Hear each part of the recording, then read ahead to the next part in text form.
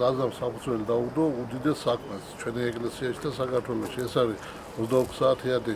ლოცვა დავიწყეთ, არ ვიცით გარდაცვლილი იყო თუ არა და დავიწყეთ ფსალმების კითხვა რა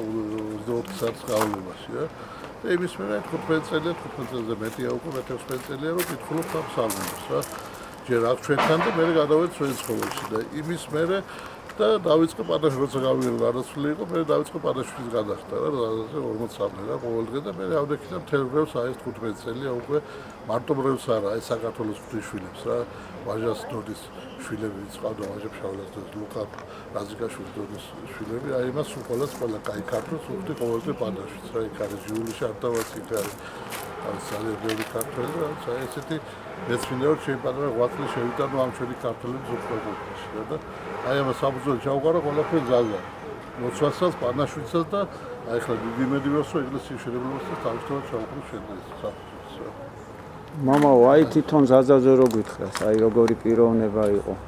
ზაზა იშვიათი პიროვნება იყო, რაღაც სიშვილის განსახიერება იყო.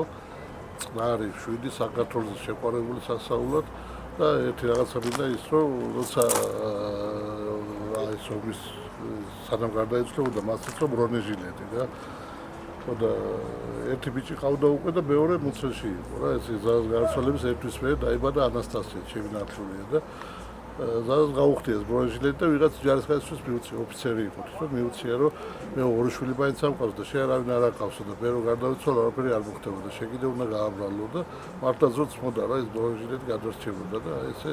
კაცურად ვაჟკაცურად და ქართულად ვერ დაიცვალა რა მოყვასი სიყვარულში და იმიტომ ვეძრები და ამბობ რომ მომეხმარება ზაზა იმიტომ რომ ორი ცნები და გიყვარდეს ღმერთი უყვარდა და გიყვარდეს მოყვასი შედეგი და გააკეთა ყველაფერი ამ მოყვასი სიყვარულისთვის რა ისე რომ უფალი მოусმენს ზაზა და თქო მას რომ დაიცვალა და გადაარჩინეს საქართველოს უფალს თხოვს წმინდა გიორგის თხოვს და თან ჩვენ ეკლესიის შენებლობაში ხელი შეუწყოს და მომეხმაროს